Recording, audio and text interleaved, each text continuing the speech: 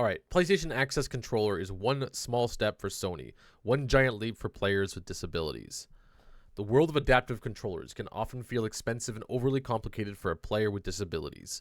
Paying $100 plus for a base controller and then an extra $80 plus for extensions that you aren't sure will work for you feels intimidating and at the end of the day like a significant investment for something that may not provide the ideal experience. However, adaptive ergonomical design and affordable equipment is a hole in this market that Sony is now attempting to fill with the Access controller. After using it for a week in my own setup and with a variety of games, it is a significant first step towards an accessible controller for the PS5 and something the industry can learn from. What sets the Access controller apart is the ability to easily customize it right out of the box. While many other adaptive controllers require you to purchase outside equipment, this one has a base of setup of 8 pillow caps. This one has a base setup of 8 pillow cap plates, a touchpad in the middle, and an adjustable joystick. So it looks like this in the middle here is the touchpad. That's really cool. Huh. And I imagine you can replace... Oh, we'll have to take a look. I don't know what I'm looking at yet. You can change these button plates with a simple press and pull, as each plate is magnetic and snaps on. Ooh, magnetic. I don't know if you guys have seen that. That to me is really interesting. So I have, this is my mouse. That means it works like this, where you can actually pop the thing off. And I love this as a feature. The only issue, there's like weird connectivity issues occasionally when it does that. But the fact that you can do that on something like this is just great. It's awesome. That's all I can say. And snaps on. The kit also comes with 3 joystick caps you can easily change. This allows for independent setup and movement, and the size and shape of the controller. Also save desk space and lessen the cognitive load caused by having buttons and switches spread out on your setup. Still, if you use buttons and switches, there are 4 expansion ports on the controller for them. And if you already have an Xbox adaptive kit, your switches will also work with the Access controller. This controller is also mountable anywhere, so you don't have to hold it. Oh, cool. So it actually works with... Is there like an Xbox adaptive kit? Let's take a look. Just a quick peek. Images. Oh. So I guess they have these like buttons that come out and you can use. Very interesting. The versatility and ease of use of the Access controller is reflected very well in the PlayStation 5. The tutorial for setup is highly detailed and easy to go through. Up to 30 profiles can be created to store different control schemes. You can position the controller in any way that's comfortable for you and map your buttons, and there are labels included for you to pin on your buttons. Oh, so yeah, I guess there's labels that you can stick on. Is that what that is? Those little markers? I think so. Oh, that's really cool. Oh, I'm like tearing out. This is like beautiful. This is so they've thought so much about it. This is great.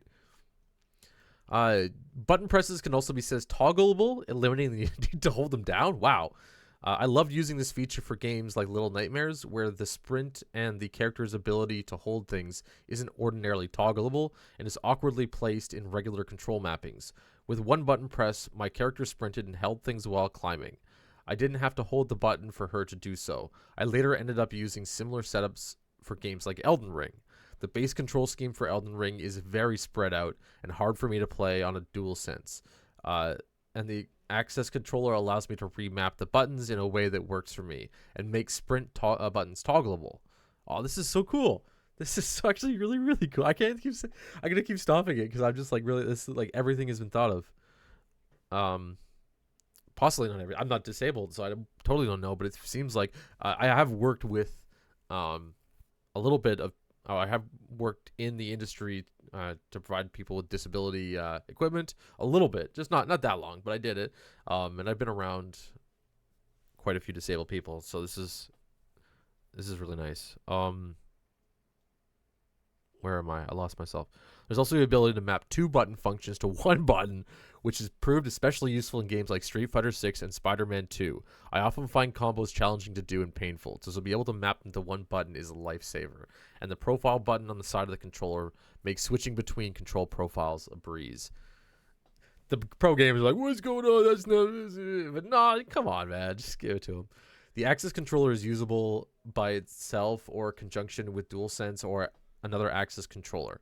I use my DualSense for camera movement or navigating menus, and my Axis controller for combat and character movement. The switch between Axis controller and DualSense is seamless, so if a loved one needs to help you get out of a tough spot, they can pick up the controller with no problem. Although I'm a massive fan of this controller, there's still room for improvement. While digitally switching between profiles with the profile button is easy, I didn't find myself changing the labels on my buttons because it felt like a chore to do. Each label is rubber and goes into a little hole in the button cap. They chose to go this route presuming to keep costs low, but it would be nice to have a small LCD screen to indicate your mapping changes when you switch profiles. This would be less cognitive and load even further when playing. Yeah, like you could actually have like a higher tier model, which should totally exist. Extra button caps would also been a plus. Outside the 8 pillow button caps, you get 4 flat button caps, 4 curved button caps, 2 overhang button caps, and 1 wide flat button cap covering 2 buttons. I wish I had at least 2 extra of each type for variety. There's also no case to store the buttons or joysticks caps, which would have been nice.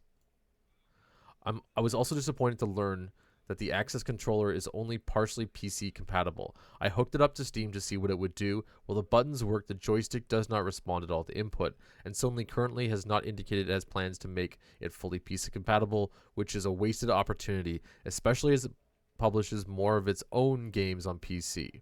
It would serve their audience well to create software that replicates all of the abilities of the controller on the PS5 for the PC. Accessibility is not a one-size-fits-all endeavor. While this controller is great for me and my disability, it may or may not be great for others. I encourage you, if you're able to try it, to see if it works for you. While it may not be perfect, I love the controller. The PlayStation Access is a significant step in Sony's new accessible hardware journey. Continuing, accessibility. Oh my god, I'm losing myself here. I only hope that in time they will continue to improve with people with disabilities at the table and this can serve as an example of what happens when they are heard. That's really nice. And the fact that it works with other hardware too is great.